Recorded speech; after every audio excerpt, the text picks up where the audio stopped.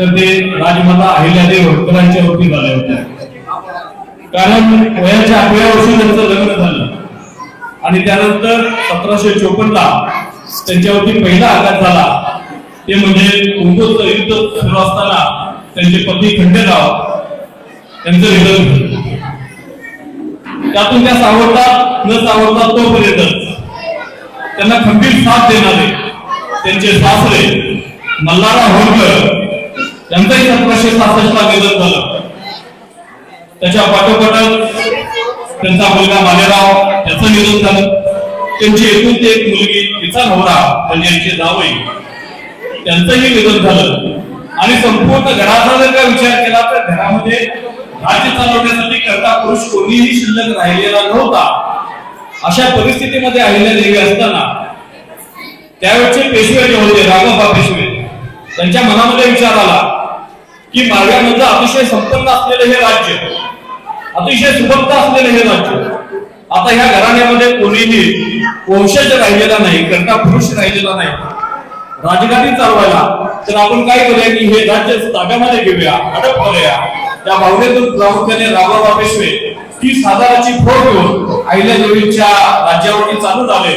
आणि ते चालून आल्यानंतर न डगमगता अहिल्यादेवीने आपली तलवार उपसली. या इतिहासामध्ये एकमेव पहिली राणी आहे जिने 5,000 महिलांची फौज निर्माण केलेली होती. आणि त्या 5,000 महिलेच्या फौजेविषयी घोड्यावरती बसून तलवार उचलून राघोबा पेशव्याचा सामना करण्यासाठी अहिल्यादेवी सज्ज झाल्या.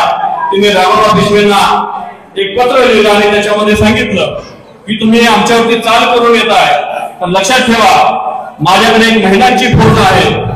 जर का मी युद्धामध्ये पराभूत झाले तर मला कुणीही नाव ठेवणार नाही, पण महिलांच्या फौजेकडून तुम्ही जर का पराभूत झाला तर मात्र जगामध्ये तुम्हाला पूर्ण दाखवायला जागा राहणार नाही. याचा आपण विचार करावा. असं पत्र तिने लिहिल्यानंतर राघोबा पेशव्यांनी पण विचार केला की महिलांच्या बरोबर आपल्याला लढायची वेळ येऊ नये आणि त्या चुकून जर का आपला पराभव झाला तर जगामध्ये आपली नाचकी होईल. म्हणून राघोबा पेशव्यांनी अहिल्यादेवीच्या राज्यावरती जे चाल करून आलेले होते ते युद्ध तिथंच थांबवलं आणि तिथे शरणागती पत्करली आणि अहिल्यादेवींना परत निरोप पाठवला की मी आपल्यावरती चाल करून येत नाही, तर आपल्या पतीच्या निधनानंतर मी शाश्वत करण्यासाठी येतोय. अशा पद्धतीची भूमिका राघोबा पेशव्यांना घ्यायला लागली. म्हणजे शत्रूला रणात हरवण्यापूर्वी त्याला मनात हरवावं लागतं, कारण मनात हरलेला शत्रू रणामध्ये उभाच राहू शकत नाही. हे मानसशास्त्र अहिल्यादेवींना ज्ञात होतं. अशा या अहिल्यादेवी म्हणजे आता आपण बघितलं पूर्ण श्लोक त्यांना म्हणतोय, एका हातामध्ये महादेवाची पिंड होती पण दुसऱ्या हातामध्ये मात्र अहिल्यादेवीची तलवार होती. हे आपल्या सर्वांना माहित असणं गरजेचं आहे. अशा शूर कर्तबगार महिलेचा, एक जगामधल्या अलौकिक अशा राणीचा आपण आज जयंती साजरी करतोय. त्या जयंतीच्या निमित्ताने उपस्थित असलेले सर्वच मान्यवर यांचं पुनश्च एकदा स्वागत करतो. आणि या कार्यक्रमाचं स्वागत आणि प्रास्ताविक करण्यासाठी मी शिवाजी पूजन सर यांना विनंती करतो की त्यांनी कार्यक्रमाचं प्रास्ताविक व स्वागत करावं.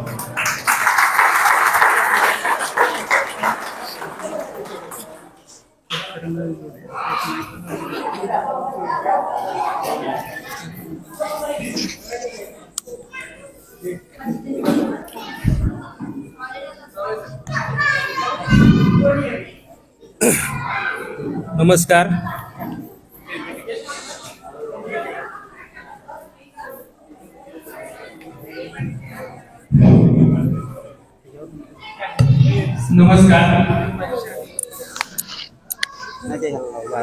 पुण्यश्लोक राजमाता अहिल्यादेवी होळकर यांच्या 209व्या जयंतीच्या निमित्ताने आज या ठिकाणी उपस्थित असलेले थोर वक्ते बाबासाहेब नदाफ सर, त्याचबरोबर या मंचावर उपस्थित असलेले सामाजिक कार्यकर्ते सूरज कांबळे, आमच्या समाजाचे मार्गदर्शक बाबा पुजारी सर, या मंचावर असणारे सर्व आमच्या समाजाचे मार्गदर्शक आणि या ठिकाणी जमलेले थोर देणगीदार बंधू आणि भगिनी, मी सुरुवातीला या ठिकाणी असलेल्या सर्व मान्यवरांचं आमच्या समस्त धनगर समाजाच्या वतीने मी सर्व मान्यवरांचे मी सुरुवातीला स्वागत करतो।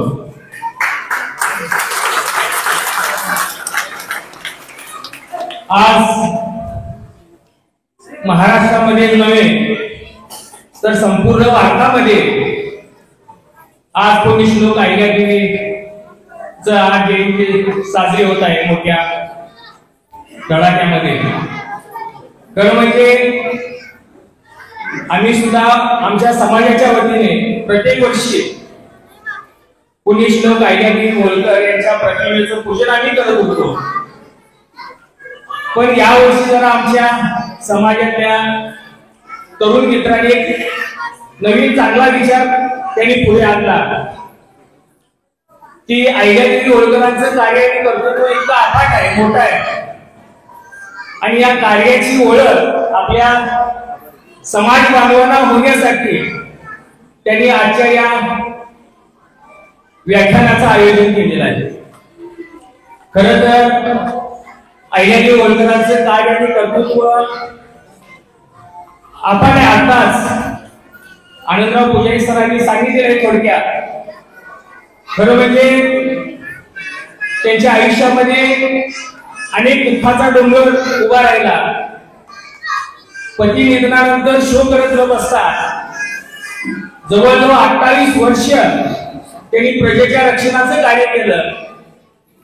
इतकंच नव्हे तर अगदी काश्मीर पासून कन्याकुमारी पर्यंत त्यांनी तीर्थक्षेत्र जीर्णोद्धाराचं काम केलं, अनेक धर्मशाळा बांधल्या, आणि अशा या अहिल्यादेवींचं कार्य आणि कर्तृत्व या निमित्तानं एक थोर व्याख्याते म्हणून या ठिकाणी आमच्या समाजातल्या तरुण मुलांनी हे आयोजन केलं। तर म्हणजे मी समाजाच्या वतीनं अध्यक्ष, उपाध्यक्ष आणि सर्वच या समाजातल्या तरुण मित्रांचं मी समाजाच्या वतीनं मी प्रथम अभिनंदन करतो।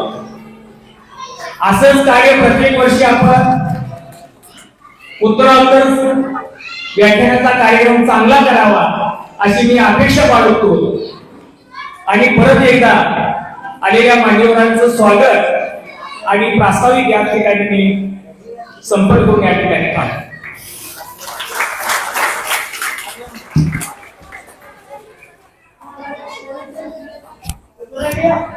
धन्यवाद।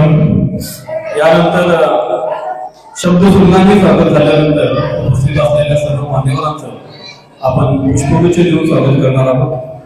सर्वप्रथम आजच्या या कार्यक्रमाचे प्रमुख वक्ते, ज्येष्ठ सामाजिक विचारवंत, अंधश्रद्धा निर्मूलनाचे खंदे कार्यकर्ते, पुरस्कर्ते, समाजवादी गांधीवादी विचाराचे पुरस्कर्ते माननीय श्री बाबासाहेब नदाफ सर यांचा सन्मान करण्यासाठी मी अमर पुजारी यांना विनंती करतोय की पुष्पगुच्छ देऊन आजचे प्रमुख वक्ते बाबासाहेब नदाफ यांचा सन्मान त्यांनी करावा।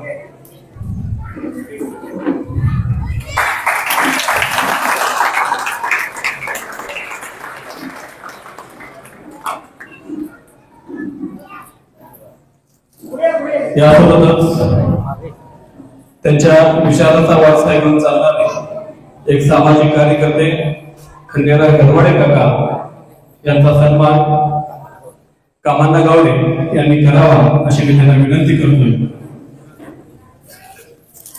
अंधश्रद्धा निर्मूलन समितीचे कार्यकर्ते खंडेराव गरवाडे काका यांचा सन्मान कामांना गावडे यांच्या हस्ते संपन्न होतो। यानंतर मंचावरती उपस्थित असलेल्या महिला प्रतिनिधी चारुशिला संजीव पुजारी वहिनी यांचा सन्मान करण्यासाठी मी तुम्ही आजीना पुढे बोलवतोय की त्यांनी त्यांच्या शुभ हस्ते त्यांचा सन्मान करावा।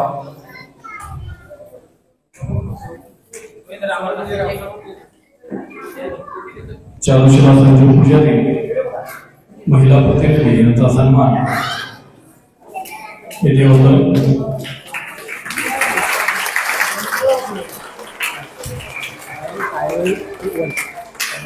यानंतर ज्येष्ठ सामाजिक कार्यकर्ते आपल्या सर्वांच्या मतीला धरून येणारे सूरज कांबळे यांचा सन्मान वाळवंटे यांनी करावा अशी मी त्यांना विनंती करतोय. सूरज कांबळे यांचा सन्मान वाळवंटे यांच्या हस्ते इथे केला जातोय. व्यवस्थित. त्यानंतर आपल्या समाजातील अतिशय दानशूर व्यक्तिमत्व जयशंकर कॉलेजचे माजी उपप्राचार्य अप्पासाहेब पुजारी सर यांचा सन्मान महावीर वट्टे यांनी करावा असं मी त्यांना विनंती करतोय.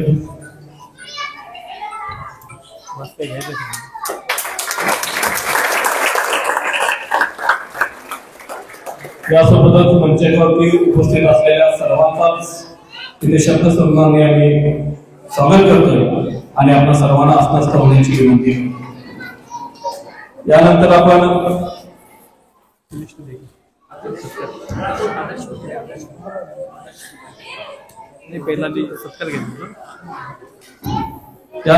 काही आपल्या समाजातील गुणवंत विद्यार्थ्यांचा इथे सत्कार ठेवलेला आहे, ज्यांनी 10वी 12वीच्या बोर्ड परीक्षेमध्ये चांगले यश संपादन केलेलं आहे.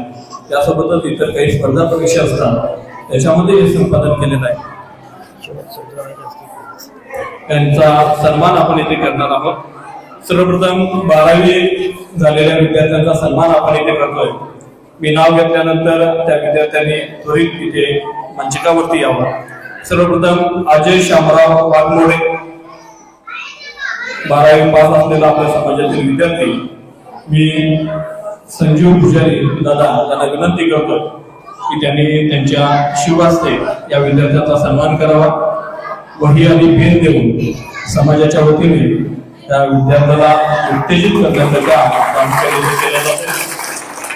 त्यानंतर दुसरा विद्यार्थी आहे गणेश अण्णाप्पा माने.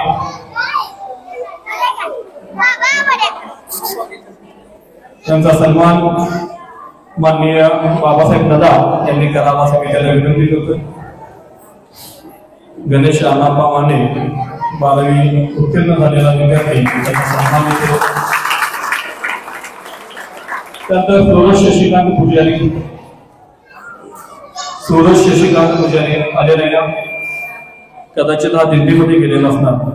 त्यानंतर पुढचा विद्यार्थी आहे काजल राजू वट्टे. विद्यार्थी आहे काजल राजू वट्टे, उपस्थित आहे काय ते. त्यानंतर आपण 10वी पास झालेल्या विद्यार्थ्यांचा सन्मान घेतोय. प्रथम विद्यार्थिनी आहे स्वरांजली पांडुरंग वट्टे. स्वरांजली पांडुरंग वट्टे तिने पुढे यावं. मी अप्पासाहेब पुजारी सर यांना विनंती करतो की त्यांनी त्यांच्या शुभ हस्ते त्या विद्यार्थिनीचा सन्मान करावा.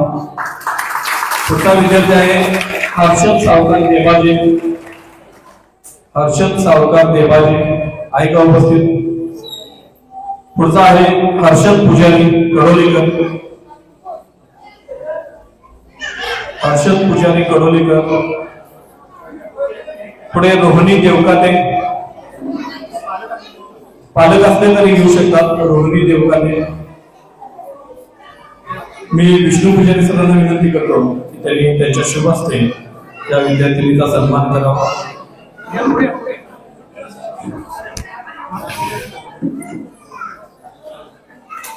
तिथे नुकतेच दादासाहेब यांचा आगमन झालेला आहे. मी त्यांना विनंती करतो की त्यांनी विचार मंचिकावरती यावं.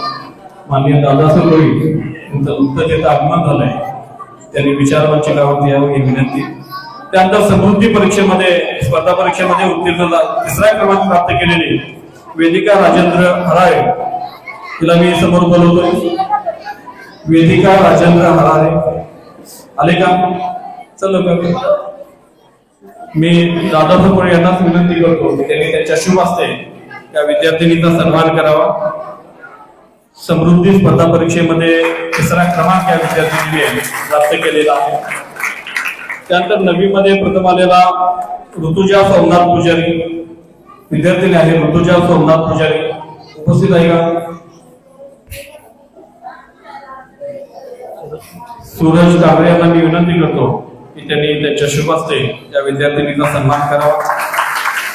त्यानंतर देवराज अर्जुन कणके याचाही प्रथम क्रमांक आलेला आहे. त्याचाही सन्मान मी आकाराम पुजारी काका यांना विनंती करतो की त्यांनी त्यांच्या शुभ हस्ते त्या विद्यार्थ्याचा सन्मान करावा. पुढे आहे ईश्वरी दिलीप पुजारी. बाळू पुजारी यांना विनंती आहे की त्यांनी त्या विद्यार्थिनीचा सन्मान करावा. दोंडेराम पुजारी यांना विनंती आहे की आपण पुढे यावं आणि या विद्यार्थिनीचा सन्मान करावा. ईश्वरी दिलीप पुजारी.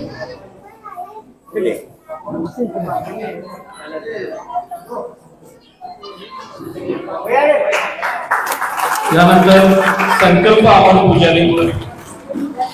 संकल्प अमर पुजारी याचाही प्रथम क्रमांक आलेला आहे. मी दत्ता पुजारी यांना विनंती करतो की त्यांनी या विद्यार्थ्याचा सन्मान करावा.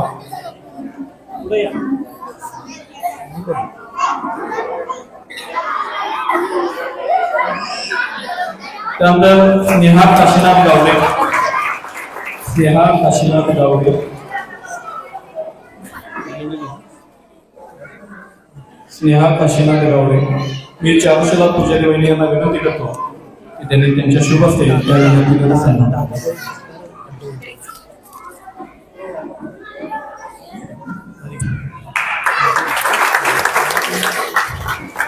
यानंतर नुकतेच इथे उपस्थित झालेले दादा सरभोई यांचा सन्मान येथे खंडू मनके यांनी करावा अशी मी त्यांना विनंती करतोय.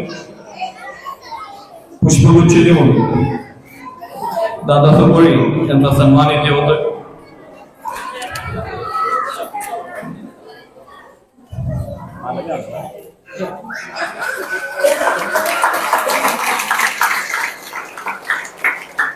त्यानंतर आपण काही मनोगत घेणार आहोत. आपल्या समाजातील 2 छोटी मुलं आहेत ते आपण मनोगत व्यक्त करू इच्छितात. त्यापूर्वी एक छोटीशी गोष्ट आहे त्यांच्या जीवनामध्ये मी तुम्हाला सांगतो. त्यांचा मुलगा आलेला होता. एकदा असाच रथामधून जात होता. रथ सुसाट सोडलेला होता आणि न कळतपणे त्या रथाच्या हातून रस्त्यावरती असलेली गाय आणि असलेले वासरू त्या वासराच्या अंगावरून तो रथ गेला आणि त्यामध्ये त्या वासराचा तिथे मृत्यू झाला. मागून अहिल्या देवीचा रथ येत होता. वासरू तिथे तडफडत पडलेलं पाहून अहिल्या देवी थांबल्या. तिने तिथे असलेल्या लोकांना विचारलं की या वासराला कोणी म्हणतो. तर त्या लोकांनी थांबलेला सांगितलं की आपले चिरंजीव मालेराव त्यांच्या रथाखाली हे वासरू चिरडले गेलेलं आहे. अहिल्या देवीला खूप दुःख झालं. अहिल्या देवी त्यांच्या राजवाड्यावरती आल्यानंतर त्यांनी मालेरावाच्या पत्नीला म्हणजे त्याच्या सुनबाईला बोलवून घेतलं आणि त्यांना विचारलं की समज तुझ्या समोर एखाद्या आईच्या समोर तुझ्या मुलाचा जर त्या मृत्यू झाला तर त्या मृत्यू करणाऱ्या व्यक्तीला काही शिक्षा दिली पाहिजे की नको. तेव्हा ती अहिल्या देवीची सुनबाई मालेरावाची पत्नी त्यांना उत्तर देते की नक्कीच दिली पाहिजे आणि अतिशय कडक दिली पाहिजे. त्यानंतर तोही अहिल्या देवीने दरबार भरवला आणि त्या दरबारामध्ये आपल्या स्वतःच्या चिरंजीवाला शिक्षा दिली आणि सांगण्यात आलं की तुमच्या हातून ही चूक झालेली आहे आणि त्याची शिक्षा अशी असेल की तुमचे हातपाय घातले जातील. ज्या रस्त्यावरती तुम्ही त्या लहान गायीच्या वासराला चिरडला त्याच रस्त्यावरती तुम्हाला टाकलं जाईल आणि तुमच्या अंगावरती सुद्धा रथ घातला जाईल अशी शिक्षा फरमावणारी ही अहिल्या देवी होती. म्हणजे स्वतःच्या मुलाला सुद्धा शिक्षा दिली. अशी न्याय देवता. ती शिक्षा दिल्यानंतर सुद्धा मुलाला त्यांच्या मालेरावाला बांधून त्या रस्त्यावरती नेण्यात आलं. पण रथ चालवणार कुणी धाडस करेना. तेव्हा स्वतः अहिल्या देवी होळकर त्या रथावरती बसल्याने त्यांनी तो रथ चालवण्याचं काम केलेलं होतं. मात्र तो रथ मालेरावाच्या अंगावरून जाण्यापूर्वी ज्या गायीचं वासरू होतं मृत्युमुखी पडलेलं होतं ती गायीच आडवी आली आणि ती गायी आडवी त्या मालेरावाच्या भोवती फिरायला लागली. तेव्हा जनतेनं सांगितलं की या गायीची सुद्धा इच्छा नाही आहे की तुम्ही तुमच्या मुलाच्या अंगावरती रथ घालावा आणि मग ती शिक्षा तिथं टळली गेली. तर यातलं शिकण्यासारखं काय आहे तर न्याय देत असताना स्वतःच्या मुलाचा सुद्धा परवा अहिल्या देवीने कधीही केली नाही. अशी ही न्याय देवता अहिल्या देवी होळकर त्यांची आपण जयंती या साजरी करतोय. त्या जयंतीच्या निमित्ताने आपल्या समाजातील 2 लहान मुलं इथं मनोगत व्यक्त करणार आहे. मी सर्वप्रथम आदर्श पुजारी याला विनंती करतो की त्याने त्याचं मनोगत इथे व्यक्त करावं. सर्वांना माझा नमस्कार. मी आदर्श पुजारी अहिल्याबाई होळकर यांच्या जयंतीनिमित्त माझे विचार व्यक्त करणार आहे. प्रथम अहिल्याबाई होळकर यांचा जन्म 31 मे 1725 रोजी महाराष्ट्रातील चोंडी या गावी झाला. अहिल्याबाईंच्या वडिलांचे नाव मानकोजी शिंदे तर आईचे नाव सुशीलाबाई होते. ज्या काळात महिलांना घराबाहेर पडण्याची परवानगी नव्हती त्या काळात अहिल्याबाईंच्या वडिलांनी त्यांना शिक्षणाची संधी प्राप्त करून दिली. अहिल्याबाई एक कर्तृत्ववान बुद्धिमान राजकारणी होत्या. अहिल्याबाई एक उत्तम शासक होत्या. त्याचसोबत त्या समान न्यायदानावर विश्वास ठेवायच्या. अहिल्याबाई एक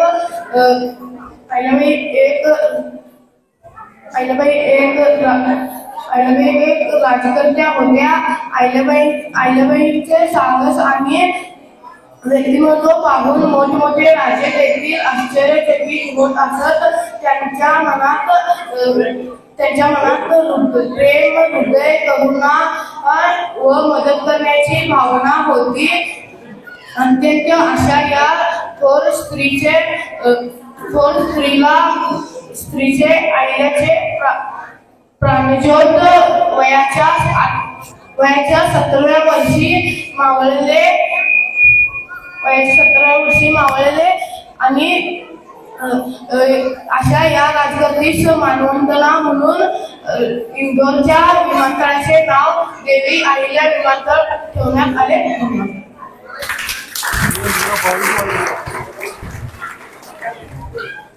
धन्यवाद आदर्श. यानंतर नुकतेच तिथे उपस्थित झालेले राजेंद्र माने तरुणगे यांचा सन्मान अण्णासो पुजारी यांनी करावा असं मी त्यांना विनंती करतो.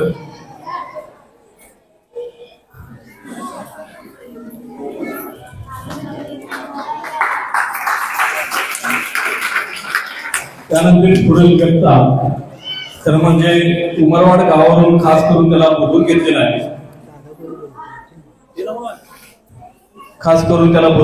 आहे. असा शौर्य शिवाजी ठोंबरे.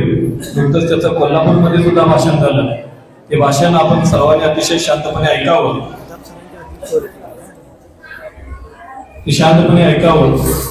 आणि त्याच्यातले काही गुण आपल्यामध्ये घेण्याचा प्रयत्न करावा ही विनंती. शौर्य शिवाजी ठोंबरे.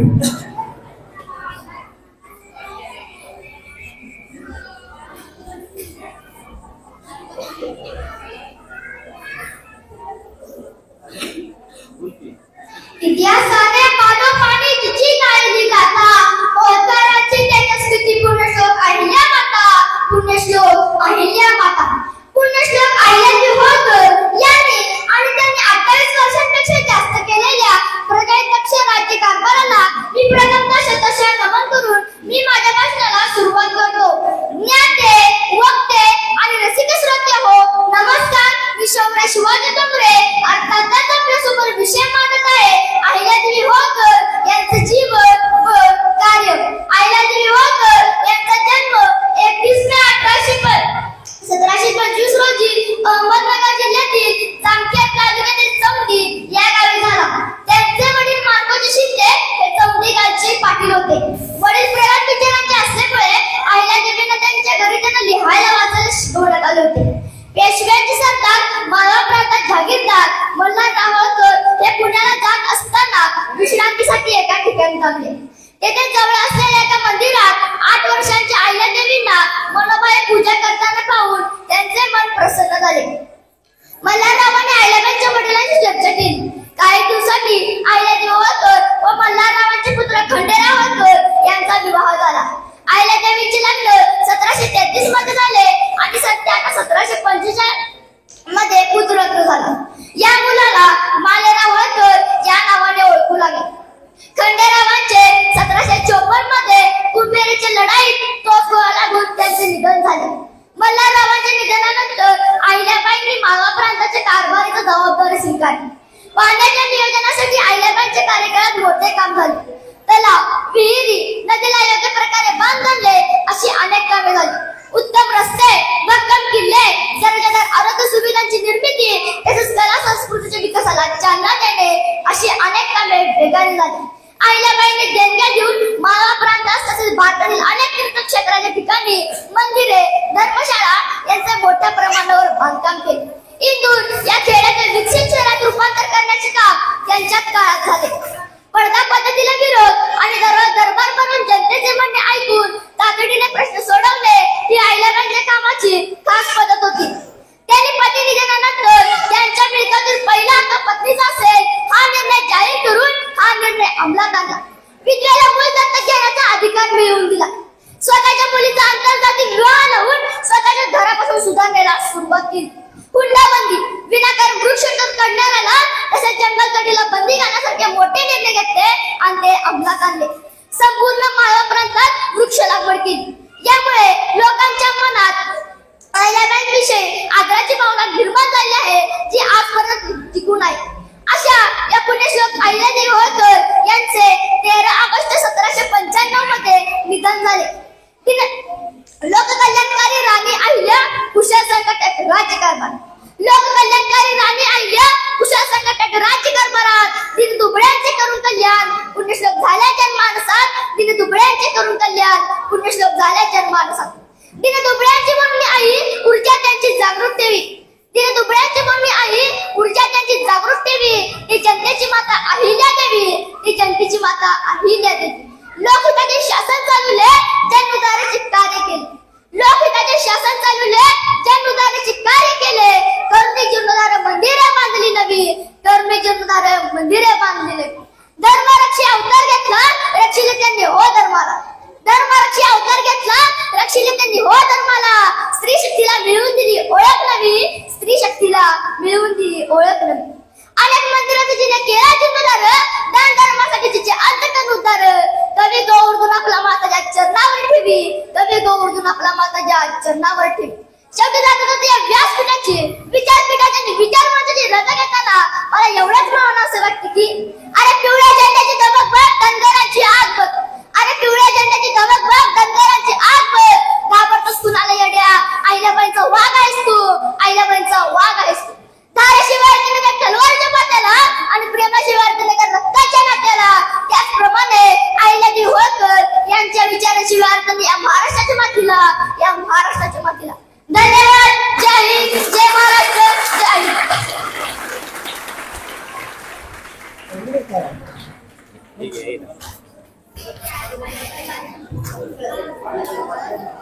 धन्यवाद शौर्य. अतिशय उत्स्फूर्तपणे आणि उत्कृष्ट भाषण कसं असलं पाहिजे हे शौर्याने आपल्याला इथं दाखवून दिलेलं आहे.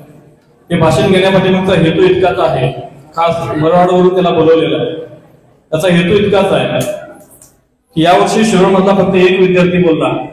पुढच्या वर्षी इथं समोर बसलेले आणि महिला वर्गांच्या काकेमध्ये बसलेले अनेक जी मुलं आहेत, इतकी वक्ते इथं पुढच्या वर्षी निर्माण झाले पाहिजेत की प्रमुख वक्त्यांना सुद्धा ताटकळत बसावं लागलं पाहिजे.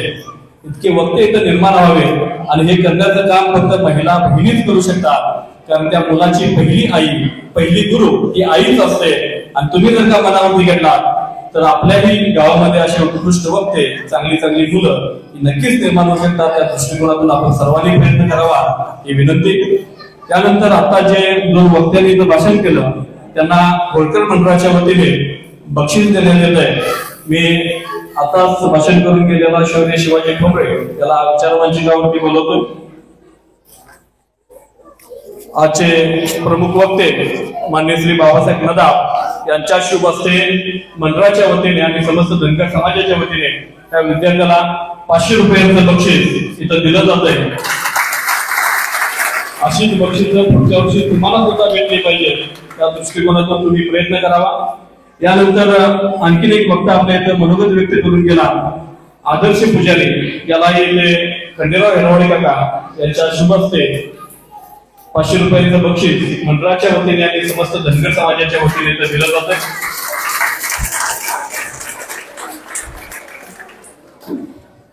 धन्यवाद. अहिल्यादेवी या अशा राणी होत्या. आजपर्यंत इतिहासामध्ये अनेक राज्यकर्ते होऊन गेले, त्यांनी आपापल्या प्रजेची काळजी घेतली. पण अहिल्यादेवींचं वैशिष्ट्य हे होतं की प्रजेसोबतच त्यांच्या राज्यामध्ये असलेल्या जनावरांची, पक्ष्यांची सुद्धा काळजी घेणारी ही राणी होती. आपल्याला ऐकून आश्चर्य वाटेल की त्यांच्या राज्यामध्ये जी जंगलं होती त्या जंगलांच्या मध्ये जी जनावरं फिरत होती त्या जनावरांसाठी पशु पक्ष्यांच्यासाठी अहिल्यादेवींनी पाण्याचे हौद बांधून घेतलेले होते. त्यामध्ये पाणी भरलं जात होतं आणि वैशिष्ट्य असं की तिथे माणसं नेमलेली होती. त्या माणसांना काम दिलेलं होतं की ते हौदामधलं पाणी खराब झालं की ते पाणी काढण्यात यावं आणि स्वच्छ पाणी तिथं पुन्हा भरण्यात यावं, जेणेकरून जंगलामध्ये फिरणाऱ्या पशु पक्ष्यांना सुद्धा शुद्ध पाणी भेटलं पाहिजे. इतकी पशु पक्ष्यांची सुद्धा काळजी घेणारी जगाच्या इतिहासामध्ये एकमेव राणी या अहिल्यादेवी होळकर होत्या. त्यांचा साथ अभिमान आपल्या सर्वांना असला पाहिजे. अशा या अहिल्यादेवींच्या जयंतीनिमित्त आपल्यामध्ये उपस्थित असलेले प्रमुख पाहुणे माननीय दादासाहेब भोळे यांना मी विनंती करतोय की त्यांनी 2 मिनिटं मनोगत व्यक्त करावं.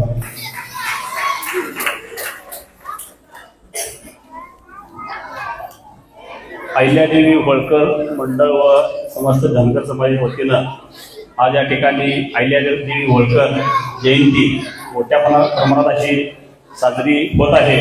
आणि या जयंतीनिमित्त मंचकावरून उपस्थित पुजारी वहिनी, सर्व महिला भगिनी, आमचे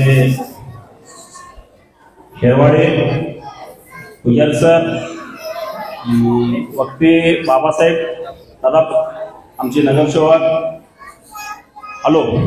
आमचे नगरसेवक सुरेश कांबळे, लई दिवसातून बोलावं लागलोय. सुरेश कांबळे, आमचे मित्र राजू चुडमुंगे, धनगर समाजातील सर्व मान्यवर, महिला बंधू भगिनी, मित्र परिवार. अहिल्याबाई होळकर यांच्याबद्दल माझा काय जास्त असा अभ्यास नाही, पण मी एवढंच सांगतो, मला माहिती आहे तेवढी सांगतो. 17व्या शतकात त्यांचा जन्म 1725 साली. तर 17व्या शतकात महिलांना अगदी म्हणजे घराच्या बाहेर पडायला अशी परवानगी नव्हती. त्या काळात त्यांनी उत्कृष्ट असं राज्यकारभार चालवला. नवऱ्याच्या माघारी, नवऱ्याच्या मृत्यूनंतर, युद्धात नवऱ्याचा मृत्यू झाला, त्या मृत्यूनंतरही उत्तम असं राज्यकारभार चालवला. महिलांच्या बद्दल ज्या अनिष्ट रूढी परंपरा होत्या त्यावेळेला मला वाटतं सती जायची वगैरे परंपरा असणार आहे 17व्या शतकात. म्हणजे माझ्या माहितीप्रमाणे त्या सर्व अनिष्ट रूढी, महिलांच्या विरोधात जेवढी अनिष्ट प्रथा होत्या त्याबद्दल त्यांना प्रचंड असा राग होता. त्याच्याविरोधात त्यांनी उठाव केला. तसंच ते उत्तम प्रशासक होत्या. सर्वांना समान असा न्याय या बाबतीत त्या कठोर अशी भूमिका घेत होत्या. त्यांनी बराच काळ राज्यकारभार केला. अशा या महिलेचा मान सन्मान गौरव तुम्ही या ठिकाणी केला, आम्हाला बोलवलं, आमचा इथे यथोचित सत्कार केला.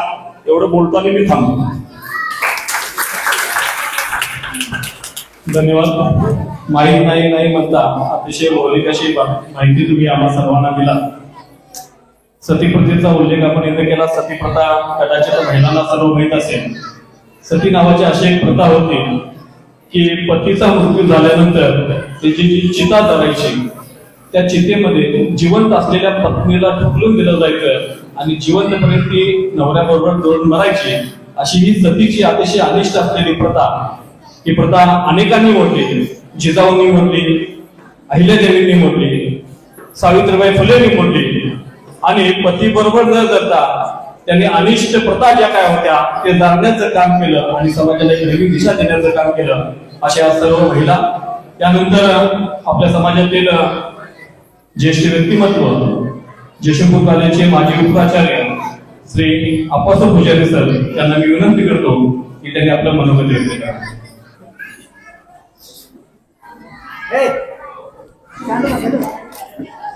आजच्या कार्यक्रमाचे प्रमुख वक्ते आमचे मित्र बाबासाहेब नदाब, स्टेजवर सर्व मान्यवर. आज आपण अहिल्यादेवींची 299वी जयंती साजरी करत आहोत. प्रथम मी अहिल्यादेवींना अभिवादन करतो. आज हा जो जयंतीचा कार्यक्रम आहे, अहिल्याबाई होळकर मंडळ यांनी अतिशय नियोजनपूर्वक चांगल्या पद्धतीने नियोजन केलेलं आहे. त्यांचा एक मुख्य उद्देश म्हणजे अहिल्यादेवींचं जे इतकं कार्य मोठं आहे त्या कार्याची आपल्या समाज बांधवांना ओळख व्हावी या उद्देशाने चांगला हेतू ठेवून आपण हा कार्यक्रम सादर केलेला आहे. त्याबद्दल मी प्रथम मंडळ सर्व पदाधिकारी सदस्य यांना मी धन्यवाद देतो. तसेच या कार्यक्रमाचे औचित्य साधून आपल्या समाजातील काही गुणी मुलं आहेत ज्यांनी 10वीच्या नुकत्याच झालेल्या परीक्षेमध्ये चांगल्या प्रकारचे यश संपादन केलेलं आहे. ज्या विद्यार्थ्यांनी स्पर्धा परीक्षेमध्ये यश संपादन केलेलं आहे त्यांचा सत्कार केला, एक चांगला उपक्रम केला, त्यांच्या पाठीवर शाबासकी थाप दिली, अशा प्रकार चांगला उपक्रम केला, त्याबद्दल त्यांना मी धन्यवाद देतो. तसेच आज 2 छोटी मुली आपल्या समाजातील अहिल्या देवींच्या कार्यासंदर्भात अतिशय उत्कृष्टपणे माहिती सांगितली, त्यांचं मी अभिनंदन करतो. आताच मी सांगितलं अहिल्या देवींचं इतकं कार्य मोठं आहे. अहिल्या देवींचं वैशिष्ट्य म्हणजे त्यांचा माळवा प्रांत किंवा मध्य प्रदेशामधील तो प्रांत सोडून संपूर्ण भारत देशामध्ये त्यांनी कार्य केलं आहे. पूर्वेकडून पश्चिमेकडे, उत्तरेकडून दक्षिणेकडे जे मंदिर असतील, घाट असतील, धर्मशाळा असतील, तीर्थक्षेत्र असतील, विहिरी असतील, अन्नक्षेत्र असतील, एवढं प्रचंड काम केलेलं आहे. ते पण आपला भाग आपल्या राज्यात तरी काम केलेलं आहे आणि आपलं राज्य सोडून सुद्धा त्यांनी हे मोठं काम केलेलं आहे. इंग्रजी लेखक माल्कम मला आठवण झालं आहे, त्यांनी असं म्हटलेलं आहे, इंग्लंडची राणी एलिझाबेथ आणि डेन्मार्कची राणी मार्गारेट या जशा थोर जागतिक महिला होत्या त्यांची तुलना अहिल्या देवीशी केलेली आहे. आणि त्यांनी पुढे जाऊन असंही म्हटलंय, जगामध्ये काही महान स्त्रिया आहेत, त्या महान स्त्रियामध्ये जेव्हा त्यांच्यावर जीवन लिखाण होईल तेव्हा पहिलं प्राधान्य अहिल्या देवांना दिलं जाईल. एवढं अहिल्या देवांचं कार्य प्रचंड आहे. त्या एक आदर्श राज्यकर्त्या होत्या, न्यायदेवता होत्या.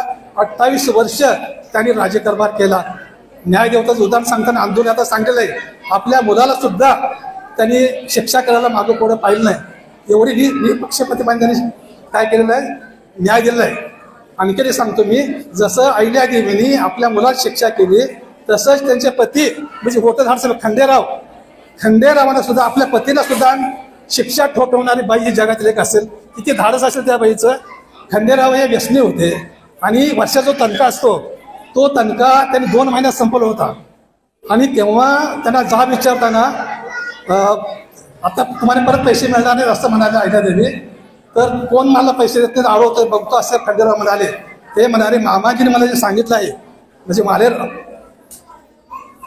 मल्हारराव होळकर त्यांचे सासरे मामाजीने मला जे सांगितले त्याप्रमाणे राजकारण करायचं आहे आणि त्यापुढे मी काही हे करणार नाही. त्यांना 25 मोहराचा दंड अहिल्या देवीने आपल्या पतीला केला होता.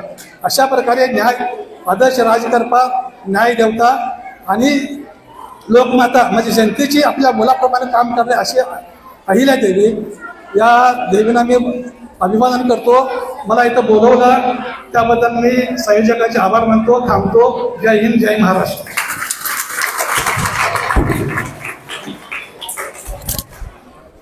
धन्यवाद पुजारी सर. आपणा सर्वांना तोड लागलेले त्या प्रमुख त्यांच्या भाषणाचे. खाली बस. थोडा वेळ सर्वांनी शांत बसायचं आहे. प्रमुख वक्त्यांचं भाषण आपण घेतो. आज आपण जाणीवपूर्वक या जयंतीच्या निमित्ताने बाबासाहेब नदाफ यांना इथं बोलवलेलं आहे. त्यांना का बोलवलं ते फक्त मी थोडक्यात तुम्हाला सांगतो. काय झालं होतं, जंगलामध्ये एक सिंही आली, तिला 2 पिलं झाली आणि ती लहान असताना त्या जंगलाला आग लागली. जंगलाला आग लागल्यानंतर सर्व प्राणी स्वतःचा जीव वाचवण्यासाठी जिकडे रस्ता भेटेल तिकडे धावू लागले. तशी ती सिंही सुद्धा त्यांच्या पिलांना घेऊन धावायला लागली. धावत असताना काय झालं की एक पिलू त्या सिंहिणी बरोबर राहिलं आणि एक पिलू मात्र तिच्याकडून हरवलं गेलं. आणि ते हरवलेलं पिलू हे एका मेंढराच्या कळपामध्ये जाऊन मिक्स झालं. अजून अतिशय छोटं होतं ते पिलू, त्याला अजूनही काही जाणीवा नव्हत्या. त्याच वेळेला ते एका मेंढ्यांच्या कळपामध्ये जाऊन ते पिलू गेलं आणि तिथेच लहानाचं मोठं झालं. दिवस ओलांडत गेले, वर्ष ओलांडत गेले. ते पिलू बघता बघता मोठं होत गेलं. मेंढ्यांच्याच कळपामध्ये वाढल्या कारणास्तव मेंढ्यांचे सगळे जे काही गुण असतील ते त्याने अवगत केले. तो मेंढ्या जशा एका रांगेमध्ये जातात तसाच त्यांच्या पाठीमागून एका रांगेमध्ये जायचा, खाली मान घालून जायचा, त्यांच्यासारखं ब्या करण्याचा प्रयत्न करायचा. असं हे ते पिल्लू वाढत गेलं. बघता बघता तरुण झालं तरी सुद्धा ते तसंच वागत आहे. एकदा काय झालं, एका टेकड्यावरती म्हातारा सिंह शिकाराची वाट बघत बसला होता आणि वाट बघत बसलेला असताना त्याच्या निदर्शनास आलं की खालून एक मेंढ्यांचा करत जातोय म्हाताऱ्या सिंह खून झाला, त्याला वाटले की आता आपल्याला शिकार भेटली. तो शिकार करण्यासाठी म्हणून त्या टेकडीवर खाली उतरला आणि त्या मेंढ्यांच्या करपाच्या पाठीमागे लागला. पाठीमागे लागल्यानंतर त्या म्हाताऱ्या सिंहाची एक गोष्ट लक्षात आली की या मेंढ्यांच्या करपामध्ये एक तरुणाबाळ सिंह आहे आणि तो सुद्धा त्या मेंढ्यांच्या सोबत धावतोय. त्या म्हाताऱ्या सिंहाला प्रश्न पडला, हा शिकार का करत नाही? त्याच्या अवतीभोवती सगळ्या मेंढ्या आहेत आणि हा तरुणाबाळ सिंह त्यांची शिकार का करत नाही, हा प्रश्न त्या म्हाताऱ्या सिंहाला पडला आणि त्याची उत्सुकता कमालीची वाढली. त्यानं त्या सगळ्या मेंढ्याला सोडलं आणि त्या तरुण सिंहाच्या पाठीमागे तो लागला. अतोकात प्रयत्न करून त्या तरुण सिंहाला या म्हाताऱ्या सिंहानं पकडलं आणि त्याला विचारलं, अरे बाबा रे, तू तरुणाबाण सिंह आहेस, तुझ्या अवतीभोवती सगळी शिकार होती, मेंढ्या होत्या, तरी सुद्धा तू त्यांची शिकार का केली नाहीस? तेव्हा तो तरुणाबाण सिंह म्हणतोय, माफ करा, मी सिंह नाही, मी एक मेंढरू आहे, गरीब आहे, मला सोडा, जीवदान द्या. तो म्हातारा सिंह म्हणतो, अरे नाही, तू सिंह आहेस, या जंगलाचा राजा आहेस. तो तरुण सिंह काही मानायला तयार होत नाही. तो म्हणतो, नाही हो, मी गरीब मेंढरू आहे, मला सोडा. तो म्हातारा सिंह विचार करतो, याला असं पटणार नाही. तो काय करतो की त्याला एका तलावा शेजारी घेऊन जातो. तलावामध्ये तुम्हाला माहित आहे की पाण्यामध्ये प्रतिबिंब दिसतं, आपलं चित्र दिसतं. आणि तिथं गेल्यानंतर तो म्हातारा सिंह त्या तरण्या सिंहाला त्या पाण्याजवळ घेऊन जातो तलावाच्या आणि म्हणतो, बघ पाण्यामध्ये तू सुद्धा माझ्यासारखाच दिसतोय, तेव्हा तू पण काय सिंह आहेस.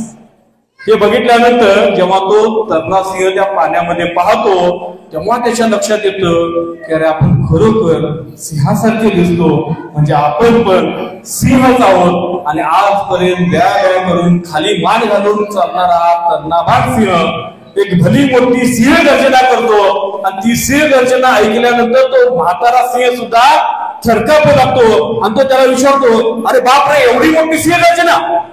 तेव्हा तो तरुणाबाण सिंहानं दिलेलं उत्तर अतिशय मार्मिक आहे. तो म्हणतो की आजपर्यंत मी सिंह आहे हेच मला माहित नव्हतं, मी या जंगलाचा राजा आहे हेच मला माहित नव्हतं, ते तुम्ही मला माहित करून दिला.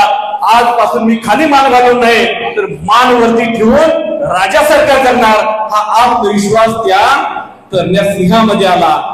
आता मी असं काही म्हणणार नाही की आपल्यामध्ये आत्मविश्वास जागा करण्यासाठी आलेले वक्ते हे म्हाताऱ्या सिंहासारखे आहेत, कारण त्यांचं वय अजूनही खूप कमी आहे, पण त्यांच्याकडे असलेला अनुभव जो आहे, विचाराची संपन्नता जी आहे ती कमालीची आहे. त्याचा आपण सर्वांनी फायदा करून घेऊया.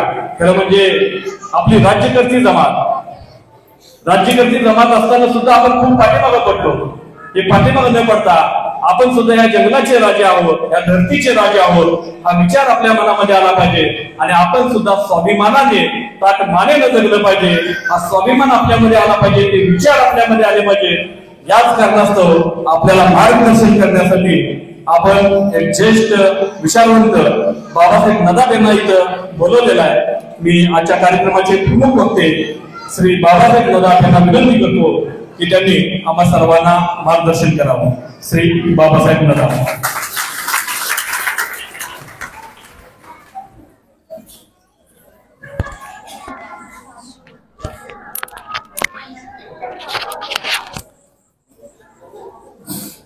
जरा जोरात घोषणा देणार का? घोषणा द्यायची का? मी म्हणणार माता अहिल्या माहीचा, तुम्ही म्हणायचा विजय असो. माता अहिल्या माईचा. काय आवाज आहे हो? हा हा हा हा. परत एकदा जोरात, माता अहिल्या माईचा. हात अशी मूठ बांधायचे आणि मग जोरात आवाज काढायचा. हात बांधून कसा आवाज येणार तो? असा आवाज. माता अहिल्या माईचा. जरा आता बरं वाटलं. छान. आपले मोबाईल सगळे सायलेंट ठेवा आणि मुलांना पण सायलेंट ठेवा. छान, व्हेरी गुड. ऐसा जन्म लाभावा देहाचा चंदन व्हावा. ऐसा जन्म लाभावा देहाचा चंदन व्हावा. आयुष्य संपले तरी सुगंध दरवळत राहावा. अशा प्रकारचा सुगंध आज 300 वर्षे झाली ज्यांचा दरवळतो आहे, त्या माता अहिल्या माईंच्या स्फूर्त स्मृतीला अभिवादन करतो. या ठिकाणी विचार मंचावर उपस्थित असणारे जयशंपूर कॉलेजचे सन्माननीय माजी उपप्राचार्य आदरणीय गुरुवर्य पुजारी सर, ए बळा शांत बसू त्याला. पुरोगामी विचाराचा वसाने वारसा आपल्या कृतीतून जगणारे आमचे ज्येष्ठ बंधू आदरणीय खंडेरावजी हरवाडे साहेब, या ठिकाणी विचारमंचावर उपस्थित असणारे आपले नगरसेवक आणि डॉक्टर बाबासाहेब आंबेडकरांचा हा समतेचा विचार घेऊन धडपडणारे आदरणीय सूरज कांबळे साहेब, त्यांचा सगळा सम्यक ग्रुप, या ठिकाणी आदरणीय माने साहेब आहेत, आदरणीय कोळी साहेब आहेत, माझे गुरुवर्य आदरणीय पुजारी सर आहेत, या ठिकाणच्या सगळ्या माता भगिनी, सर्व मान्यवर मंडळी, तरुणाचे सर्व पदाधिकारी आणि आपण उपस्थित सर्वजण. ए बाळा इकडे लक्ष दे, बाटलीला हात लावायचं नाही, मी जोपर्यंत बोलतोय तोपर्यंत समोर लक्ष. मगाशी या ठिकाणी दोन मुलांनी खूप चांगल्या पद्धतीनं माता अहिल्यामाईंच्या बद्दलच्या आपल्या भावना व्यक्त केल्या आणि सरांनी सुरुवातीपासून त्यांच्या जीवनावरती भाष्य करत करत खूप चांगल्या अशा प्रकारचं सूत्रसंचालन केलं. ए बाळा इकडे लक्ष दे, मी थांबू काय माझं भाषण? आता बोलणं नाही. मध्ये कोण मला डिस्टर्ब केलं की मी भाषण थांबवतो आणि निघून जातो, असं आहे माझं. माता अहिल्यामाईंचा या ठिकाणी आपण जयंती साजरी करतो आहे. मला एक तुम्हाला प्रश्न विचारायचा आहे. महिलांच्या मध्ये किती जणांनी माता अहिल्याबाईंचा जीवनपट वाचलेला आहे? किती जणांनी वाचलेला आहे? कुणीच नाही वाचला. बघा किती वर्ष आपण माता अहिल्याबाईंचं जयंतीचा दिवस साजरा करतोय. कुणाला एकीला पण असं वाटलं नाही की आपण एखादं चांगलं पुस्तक त्यांच्या जीवनावरचं घ्यावं आणि वाचावं म्हणून. याच्यामधल्या किती ग्रॅज्युएट महिला मुली आहेत? किती आहेत की नाही? हात वरती करा, त्यात काय करा, हात वरती करा, त्याच्याबद्दल लाजण्यासारखं काय? किंवा दोन तरी आहेत, दोघीच. 12वी पर्यंत किती शिकलेले आहेत? अरे आहेत की नाही? असेल तर हात वरती करा ना, त्यात काय तेवढं? ही 12वी पर्यंत शिकलेली पोरगी आहे बघा. छान. मला यासाठी तुम्हाला सांगायचं आहे की ज्या आज या ठिकाणी दोघी तुम्ही बसलेले आहात, तो ग्रॅज्युएटचा जो काही आपला टक्का आहे तो वाढला पाहिजे. लक्षात आलं काय? सावित्रीबाईंची जयंती साजरी करणं म्हणजे मुलींनी जास्त शिकणं गरजेचं आहे.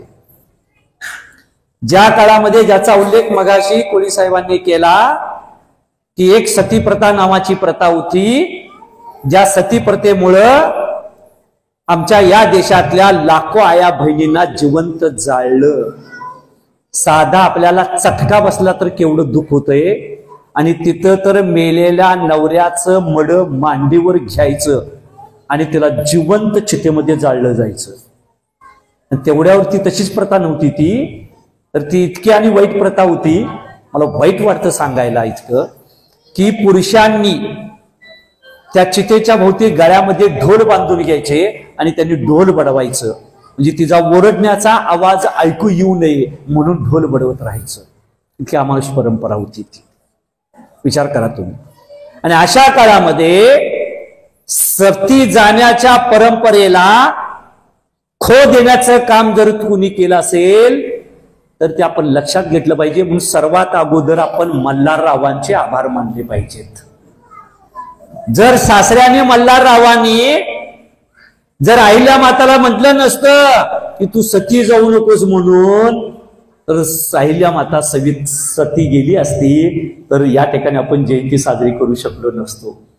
म्हणून सासरा कसा असावा याचं आदर्श उदाहरण म्हणजे मल्हारराव आहेत. त्यांनी आपल्या सुनेला सांगितलं की तू माझ्या सून आहेस, माझ्या मुलग्याची बायको आहेस, रीतिरिवाजा परंपरानं आता तू मागे राहू नकोस, तू आता तू पण सती जा असं म्हणले नाही. ते म्हणले माझा मुलगा गेला तो गेला, आता तू पण जर गेलीस तर मी कुणाकडे बघून जगायचं. अरे बंद करा जरा ते.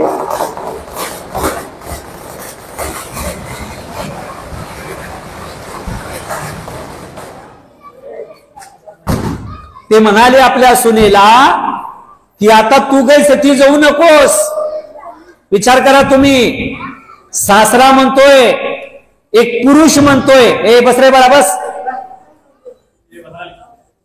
हे शांतपणानं वागायला शिका जरा.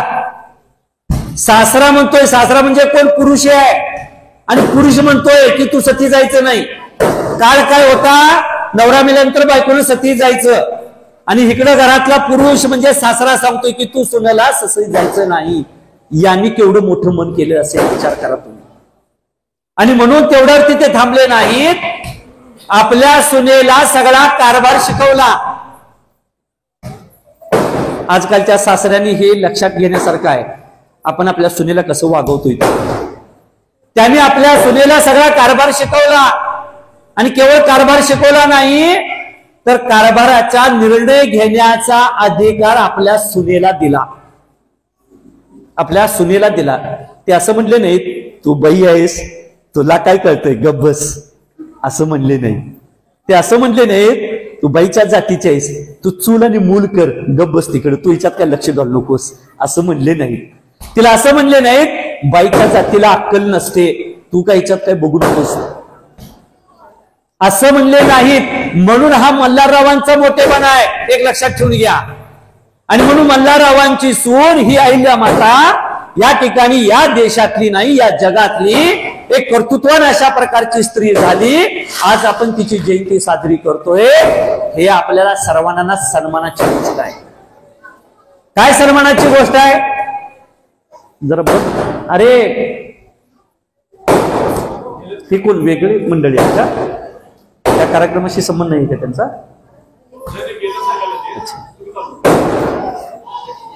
तर या पद्धतीने आपण विचार केला पाहिजे की तो काळ असा होता, मनुस्मृतीचा काळ होता. कशाचा काळ होता? मनुस्मृतीचा.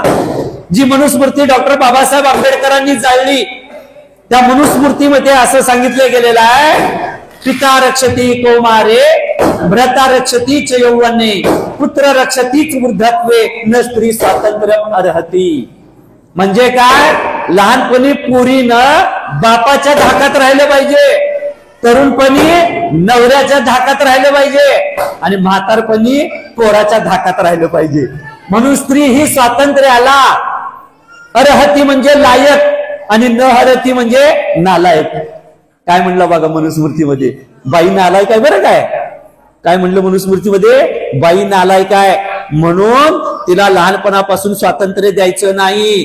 तिला लहानपणी बापाच्या धाकात ठेवायचं, तरुणपणी नवऱ्याच्या धाकात ठेवायचं, म्हातारपणी पोराच्या धाकात ठेवायचं. तिला स्वातंत्र्य द्यायचं नाही. आणि मग तिला म्हणायचं तुझं जग चूल आणि मूल आहे, तू फक्त पुरुषाची शय्या सोबत करायची, मुलं जन्माला घालायची, त्यांची सेवा करायची. हा मनुस्मृतीचा सिद्धांत होता. हा मनुस्मृतीचा सिद्धांत मल्हारराव होळकरांनी तोडला, मोडला. म्हणून माझ्या दृष्टीनं ते अतिशय सन्माननीय अशा प्रकारचे आहेत. आणि या विचाराच्या पातळीवर आपल्या सुनेला त्यांनी संधी दिली, आणि सुनेला या प्रकारच्या सगळ्या जोखडातून मोकळं करून तिला सांगितलं तू केवळ माझी सून नाही आहेस, तू माणूस सुद्धा आहेस. तू केवळ बाई नाही आहेस, तू माणूस आहेस, आणि माणूस म्हणून तुला सुद्धा जगण्याचा अधिकार आहे. आणि त्या पद्धतीनं तू सुद्धा या ठिकाणी हा सगळा कारभार केला पाहिजे, स्वीकारला पाहिजे. वर्ष बाईला या ठिकाणी कमी लेखलं गेलं, आणि म्हणून या कमी लेखल्याच्या याच्यातूनच या समाजामध्ये बाईकडे बघण्याचा जो दृष्टिकोन होता, तो दृष्टिकोन बदलण्याचं काम मल्हारराव होळकरांनी केलं. म्हणून माझ्या दृष्टीनं मल्हारराव होळकर हे व्यक्तिमत्व सुद्धा तुम्ही अगोदर समजून घेतलं पाहिजे. हे लक्षात ठेवून घ्या. मल्हारराव होळकर पेशव्यांच्या दरबारामध्ये नोकरीला गेले, काम करू लागले, परंतु कोण होते मल्हारराव होळकर? हे मल्हारराव होळकर ए ए ए बडा बस इकडं, कुठली सवय लागली अरे तुम्हाला? बस इकडं. याच्यामुळं आपला समाज मागे चाललाय. ऐकून घे जरा बस. हा, मल्हारराव होळकर हे कोण होते? तुमच्या माझ्यासारखे अतिशय सामान्य मेंढपाळ करणारे हे मल्हारराव होळकर. परंतु त्यांची आई वारल्यानंतर, वडील वारल्यानंतर ते लहानाचे मोठे कुठे झाले? मामाकडे झाले. आणि मामा हे पेशव्यांच्याकडे तिथं काम करत होते. म्हणून त्या ठिकाणी मामाने त्यांना घडवलं, मामाने त्यांना वाढवलं आणि मग मामानीच पेशव्यांच्याकडे जाऊन त्यांना नोकरी करायला लावली. एक सामान्य माणूस असणारा, एक धनगर समाजातला मेंढपाळ व्यवसाय करणारा हा आमचा मल्हारराव होळकर इतका कर्तृत्ववान झाला हे लक्षात घेतलं पाहिजे. किती धाडशी होते, किती तुम्हाला सांगतो युद्धामध्ये निपुण होते. तलवारबाजी काय, भाला फेक काय, घोडेस्वारी काय, या सगळ्यामध्ये इतके तरबेज झाले की सामान्य धनगर समाजातला एक मुलगा ज्याला कुठल्याही प्रकारचं पाठीमाग काहीही पिढ्या काहीही नव्हतं, अशा त्या मल्हारराव होळकरांना सरसेनापती म्हणून सन्मान मिळणं, 500 घोड्यांचं घोडदळाचा प्रमुख नेमणं आणि एखाद्या मावळ सारख्या प्रांताचा प्रमुख नेमणं ही साधी गोष्ट नव्हती. जात व्यवस्थेमध्ये अतिशय खालचा असणारा, जात व्यवस्थेमध्ये अतिशय शूद्र असणारा मल्हारराव होळकरांनी आपल्या कर्तृत्वाच्या जीवावरती हा सन्मान मिळवला. आणि मग अशा सन्मानानं जगणाऱ्या मल्हारराव होळकरांची सून ही अहिल्यामाई ही तेवढीच कर्तृत्ववान झाली. याला कारण आहे त्यांनी त्यांच्या सासऱ्यांचा सगळा त्यांनी हा कारभार आणि ज्ञान आपल्या सोबत घेतलं. म्हणून सर म्हणाले ते फार महत्वाचं आहे. आपल्या नवऱ्याला शिक्षा करताना ती डोळ्यासमोर काय ठेवली? आपल्या सासऱ्यांचा आदर्श ठेवली. माझा सासरा आदर्शवत होत असताना तो कुणावर अन्याय केला नाही. सगळ्यांना त्यांनी समान दृष्टीने न्याय केला. मग शेतकरी असतील, मग या भागातले अनेक वंचित समाजातले लोक असतील, महिला असतील, कुणी कुणावर जर अन्याय केला तर मी योग्य न्याय देणार ही भूमिका मल्हाररावांची जी होती ती कर्तृत्व या ठिकाणी जे आहे ते आपल्या जगण्यामध्ये अहिल्या मातानं जपलं. शेवटपर्यंत हे लक्षात ठेवलं पाहिजे. मगाशी सर बोलता बोलता म्हणाले एका बाईच्या वाट्याला दुःख आलं तर काय होतंय, पण त्या बाईच्या वाट्याला किती दुःख यावं, किती दुःख यावं. म्हणजे नवरा गेल्यानंतर या ठिकाणी सासरा गेला, आपलं मूल गेलं, घरातले सगळे पुरुष गेले हो. आणि सगळे पुरुष गेल्यानंतर तुमच्या माझ्यासारख्या घरातली एखादी कुणीतरी बाई असती तर ती गळफास लावून मेली असती, किंवा ती म्हटली असती आता मी कसं जगू म्हणून औषध खाऊन पिऊन गेली असती. परंतु बाई खरोखरच मी तुम्हाला सांगतो निसर्गानं बाईला किती धाडसी बनवलेला आहे, किती धाडसी बनवलेला आहे. एकटा संबंध राज्याचा डोलावला. घर तर चालवतेच हो, घर तर चालवतेच, पण संबंध राज्य चालवणं म्हणजे काय साधी गोष्ट आहे का? त्या काळामध्ये बाईनं घराबाहेर पडायची परवानगी नसताना त्या काळामध्ये मल्हाररावांनी आपल्या बाईला, आपल्या सुनेला या ठिकाणी सती जाण्यापासून तिला प्रवृत्त केलं आणि कारभार तुला करायचं सांगितलं. ही साधी गोष्ट नव्हती, लक्षात ठेवून घ्या.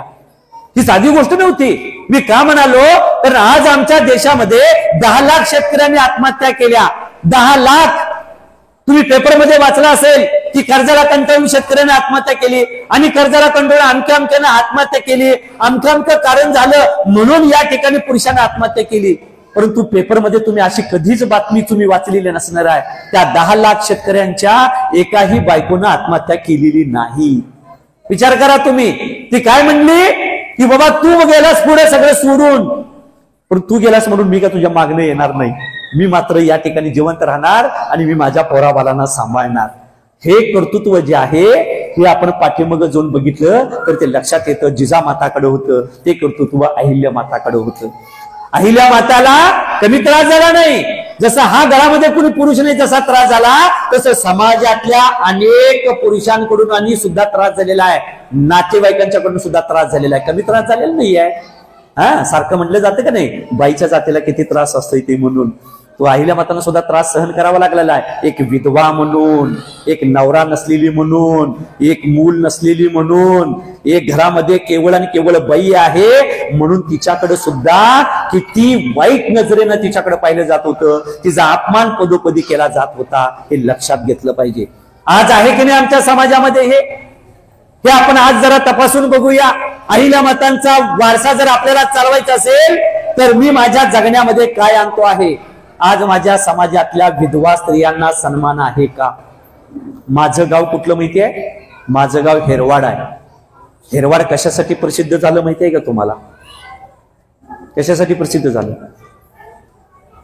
बोला, कशासाठी? या बरोबर आहे, टाळ्या वाजवा जरा त्यांच्यासाठी. महाराष्ट्रामधला नाही, या देशातला पहिला ठराव आम्ही केला. 10 वर्ष तिच्यासाठी आम्ही मेहनत घेतली, गावचं प्रबोधन केलं आणि आम्ही सांगितलं की नवरा मेल्यानंतर बाईचं कुंकू पुसणं असेल, बांगड्या फोडणं असेल, मंगळसूत्र तोडणं असेल, जोडव्या काढणं असेल आणि तिला विधवा म्हणून तिला या प्रकारचं अपमानित जीवन जगण्यापेक्षा ठीक आहे नवरा मेला, ठीक आहे हरकत नाही, परंतु या ठिकाणी तिला माणूस म्हणून जगण्याचा अधिकार आहे की नाही?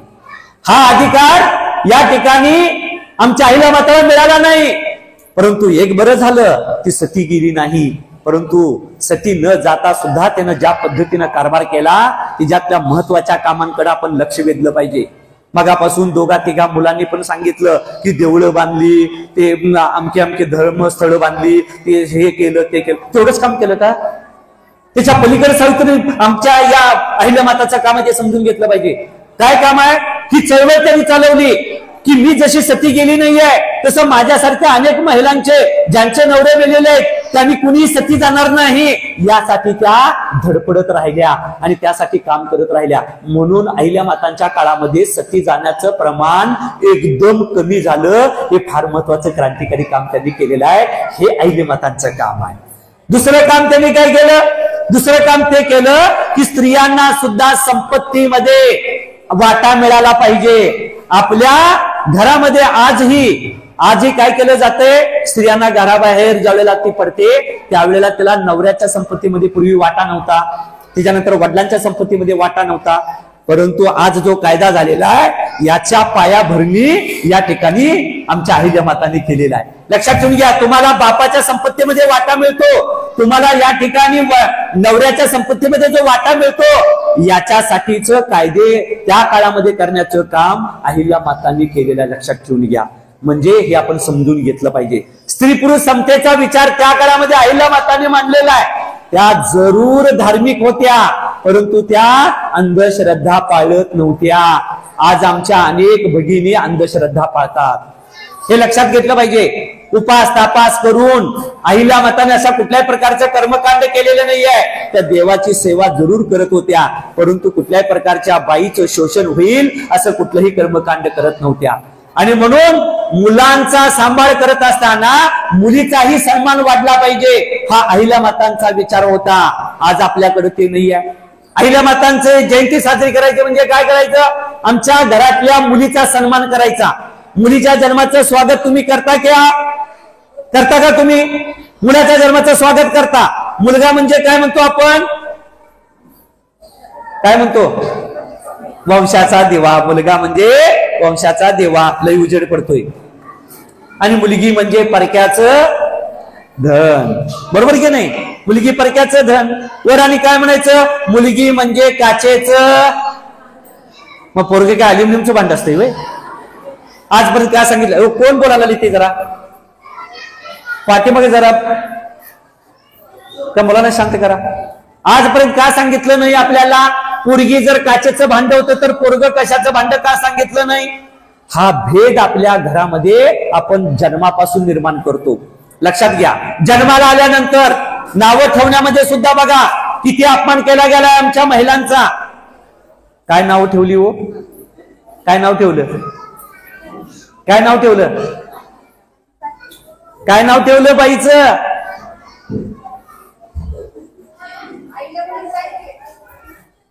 आईला आता ठेवलं हो. पण मुलगी जी आहे ती मुलगी ज्याला जन्माला आल्यानंतर तिचं नाव एक ठेवलं जायचं. काय नाव ठेवलं जायचं? बरोबर. जी नको आहे ती जन्माला आलेली आहे म्हणून तिचं नाव नकुशी ठेवा. कोण आहे का इथं? आहे? हा, ती नकुशी नाव कशात आलेलं आहे? नको बाई, ही पोरगी नको म्हणून जन्माला आल्या, आता हिचं नावच नकुशी ठेवूया.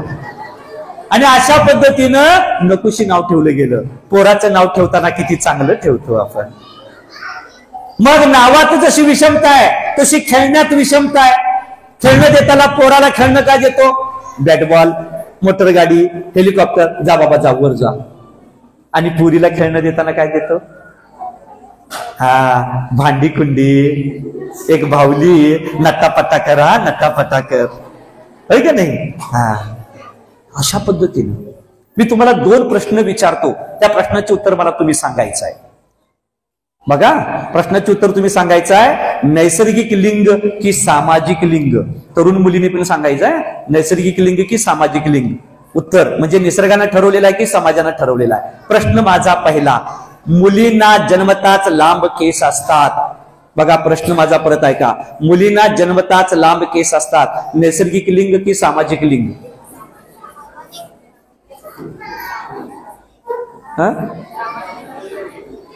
सामाजिक?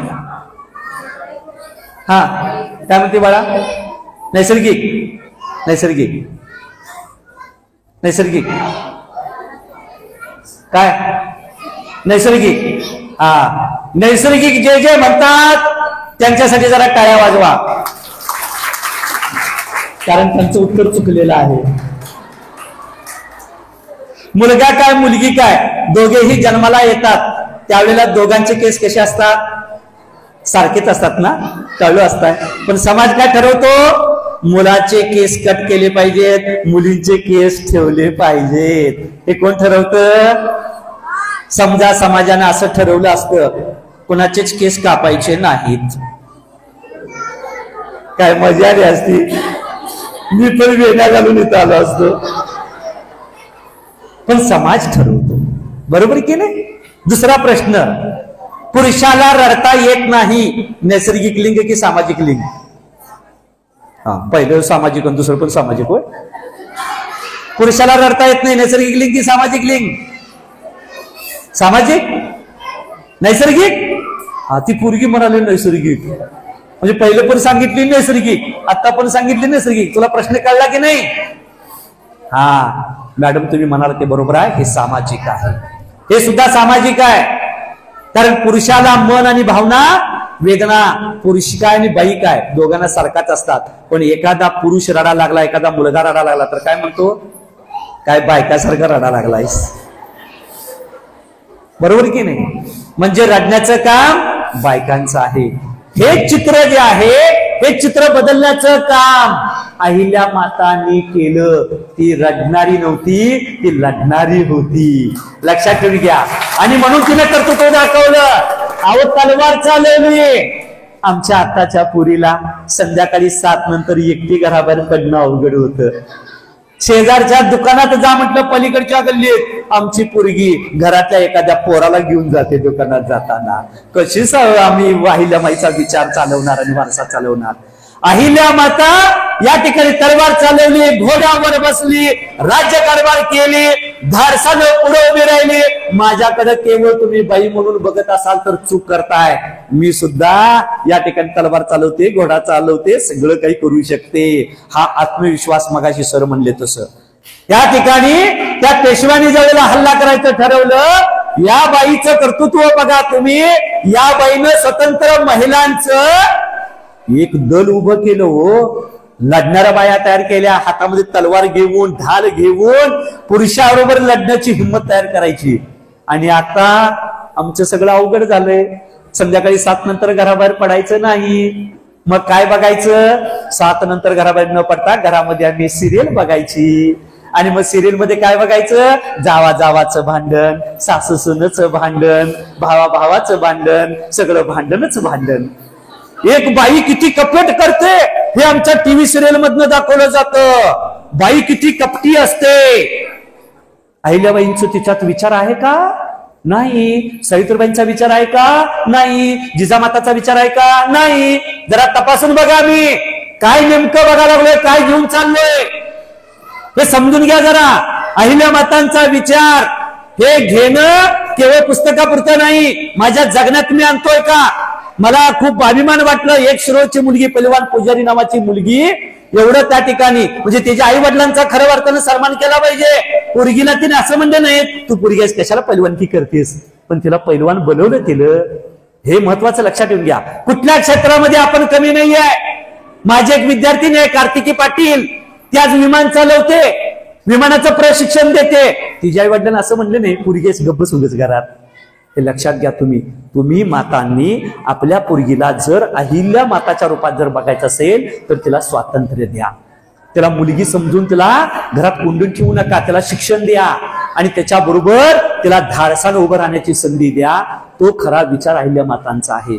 म्हणून एक बाई राज्यकारभार करत असताना आपल्या नातलगांचा अन्याय सहन करत करत, समाजातल्या पुरुषांचा अन्याय सहन करत करत एक विधवा असून सुद्धा या ठिकाणी धाडसानं उभी राहते आणि एवढं मोठं कर्तृत्व करते. ही साधी गोष्ट नाही आहे. राज्यकारभार कुठून कुठं होता. सर म्हणाले तसं त्या जम्मू काश्मीर पासून ते आमच्या पुण्यापर्यंत आणि इकडं गुजरात पासून इकडं दक्षिणेपर्यंत अशा प्रकारचा सगळा, आणि मग इंदोरची राजधानी आणि त्या राजधानीमध्ये बसून या ठिकाणी त्यांनी कर्तृत्व केलं. ही साधी गोष्ट नाही आहे, एक लक्षात ठेवून घ्या. म्हणून मला तुम्हाला सगळ्यांना सांगायचं आहे की ज्या पद्धतीचं काम अहिल्या मातांनी केलं, अहिल्या माता ही केवळ बाई नव्हती, अहिल्या माता ही केवळ या समाजातली भोग वस्तू नव्हती. अहिल्या माता त्या सबंध स्त्रियांचा एक सन्मानाचा आवाज होता, बुलंद आवाज होता. आणि म्हणून तो बुलंद आवाज 7 समुद्रापलीकडे घेऊन गेला. आणि म्हणून सर म्हणाले तसं की अनेक जगातल्या इतिहासकारांनी दखल घेतली. इंग्लंडच्या त्या राजाची बायको आहे ती राणी व्हायची, महाराणी व्हायची, आणि तिथं त्या ठिकाणी ती इंग्लंडचा कारभार करायची. आज इंग्लंडचा कारभार करताना तिथं राणीच्या हातामध्ये कारभार होता. परंतु या देशामध्ये धनगर समाजातल्या एका विधवा बाईच्या हातामध्ये राज्यकारभाराची सूत्र देऊन तो आदर्श राज्यकारभार करण्याचं काम या ठिकाणी जर कुणी केलं असेल तर तो आपल्या कर्तृत्वानं अहिल्या मातांनी केलं. आज आपल्याकडं या ठिकाणी तुम्ही बघा न्यायालय आहेत, ते न्यायालय आपण न्याय मागायला जातो, पण अहिल्या मातांनी त्या काळामध्ये वेगवेगळ्या ठिकाणी तुम्हाला सांगतो न्याय निवाड्याचं काम करण्यासाठी न्यायालय स्थापन केलेले आहेत. आणि त्या ठिकाणी फरमान काढलं, जर कोणावरती अन्याय झालेला असेल आणि न्यायालयामध्ये जर न्याय मिळाला नाही तर माझ्याकडे तुम्ही या, मी न्याय निवाडा करतो. आणि मग अहिल्या माता घोंगड्यावरती बसून त्या पांढऱ्या साडीमध्ये या ठिकाणी अहिल्या माता योग्य प्रकारचा न्याय निवाडा करायच्या. हे कर्तृत्व अहिल्या मातांचं होतं, हे लक्षात ठेवलं पाहिजे आपण. म्हणजे एक बाई न्याय निवाडा करते, घोड्यावर बसून तलवारबाजी करते, आर्थिक व्यवस्थित घडी घालते, राज्यकारभारामध्ये कुठं पैसा खर्च करायचा आणि काय करायचं याला डोकं लागावं लागतं. आज आमचं इकडं राज्य सरकार चालवताना त्यांचे तारांबळ उडते आणि एक बाई एवढा सगळा राज्यकारभार करताना पैसा कुठून निर्माण होतो, तो पैसा राज्यकारभारामध्ये या ठिकाणी आला पाहिजे. अहिल्या मातांचं कर्तृत्व मी तुमच्या माहितीसाठी सांगतो. त्यांनी जे काही काम केलं का नाही त्याच्यासाठीचा पैसा त्यांनी स्वतःच्या खजिन्यातला वापरलेला आहे. म्हणजे त्यांनी राज्यकारभारातला पैसा जो आहे तो पैसा त्यांनी आपल्या स्वतःच्या स्वार्थासाठी वापरला नाही. आज आमच्याकडचे राज्यकर्ते बघितलं तर ते लोकांना लुबाडून घेण्याच्या प्रयत्नात आहेत, परंतु अहिल्या माता या ठिकाणी स्वतःच्या खजिन्यातून पैसा त्यांनी राज्यकारभारासाठी खर्च केला. शेतकरी मरा लागलाय, आज शेतकऱ्यांच्या नावाने सगळे गळे काढतात, परंतु अहिल्या मातांनी शेतकऱ्यांना सर्व प्रकारच्या सुविधा दिलेल्या आहेत. हे लक्षात ठेवून घ्या. एवढा आदर्श कारभार त्या ठिकाणी केला, म्हणून आमचा त्या काळातला शेतकरी सुद्धा अतिशय चांगल्या पद्धतीनं राज्यकारभार या ठिकाणी जगू शकला.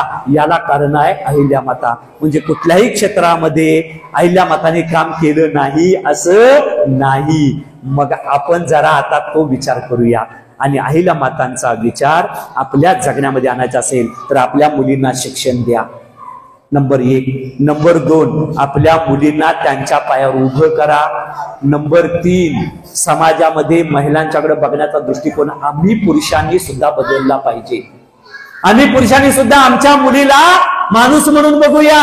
तिला सुद्धा घरामध्ये तुला अक्कल नाही, तू बाईची जात आहेस, तुला काय कळते असा अपमान न करता तिला सुद्धा सन्मानानं जगण्याची संधी देऊया. खरे मग आम्ही अहिल्या मातांची जयंती साजरी केल्यासारखं होईल आणि त्या प्रकारचा विचार तुम्ही करावा म्हणून मल्हारराव होळकरांसारखा एक कर्तृत्ववान सासरा आणि या ठिकाणी अहिल्या मातांना या ठिकाणी जो काही करतोय ते फार महत्वाचं आहे. आणि मी शेवटचा मुद्दा या ठिकाणी मी सांगणार आहे तो होणार आहे की मगाशी एका पोरानं ते सांगितलं, अहिल्या मातांनी आपल्या राज्यामध्ये सर्वात महत्वाचं जर कुठलं केलं असेल, आपल्या वर्धकाच्या नंतर तुकोजीराव होळकरांच्याकडे त्यांनी राज्यकारभार सोपवला आणि त्यांचं नातं कुठं तयार झालं तर आपल्या कोल्हापूरचे राजर्षी शाहू महाराज.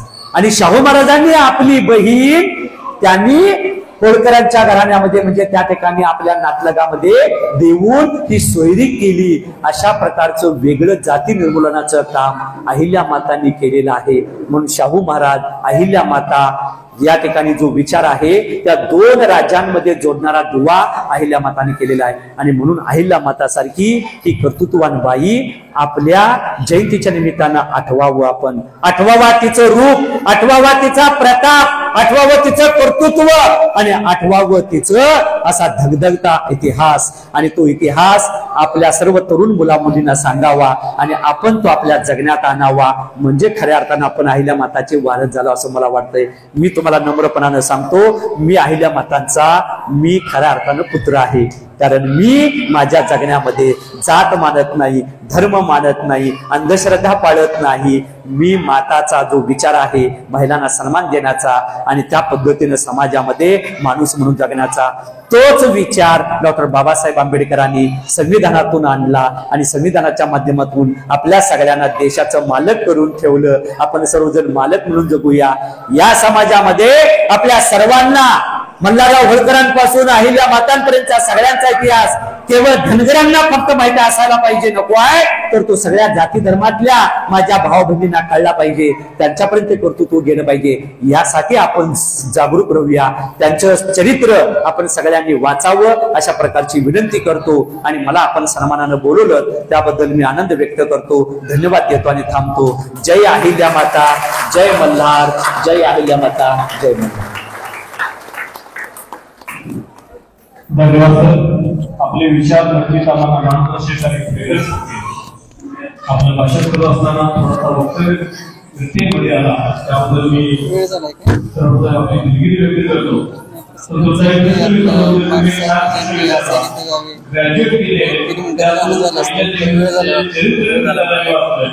मी तुम्हाला शब्द देतो, पुढच्या वेळेला जेव्हा हा प्रश्न विचारलेला तेव्हा हात नक्की वरती असतील.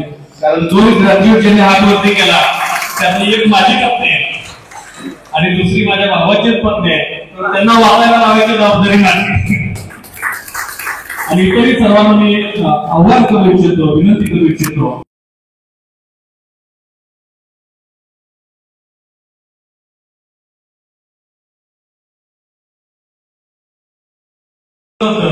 की जो समाज इतिहास विसरतो तो समाज इतिहास जमा होतोय. आपल्याला जर काही इतिहास जमा व्हायचं नसेल तर नक्कीच आपण इतिहास वाचला पाहिजे आणि त्या दृष्टिकोनातून आपण वाचावं. आपल्या घरातील मुलांना वाचण्याची सवय लावावी असं मी आवाहन करतो. आणि यानंतर या कार्यक्रमाच्या शेवटाकडे येतोय. कार्यक्रमाचं आभार मानण्यासाठी मी मंडळाचे कार्यकर्ते अर्जुन कनके यांना विनंती करतो. नमस्कार. आपण आज अहिल्यादेवी होळकर जयंतीनिमित्त आपण इथे सर्वजण उपस्थित राहिला. त्याचबरोबर नदाब सर, सर्व प्रमुख पाहुणे, आपण सगळेजण वेळ काढून आपण इथे सर्वजण उपस्थित राहिला त्याबद्दल मी तुमचा आभार मानतो. आणि सर यावेळी पहिल्यांदाच आपण व्याख्यानाचा कार्यक्रम घेतला आहे.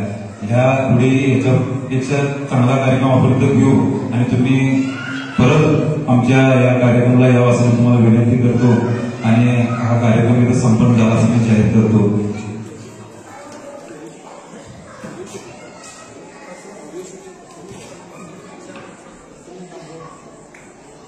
प्रसन्न कांबळे सर हे इथे उपस्थित राहिले, त्यांचंही इथे मंडळाच्या वतीने सहर्ष स्वागत.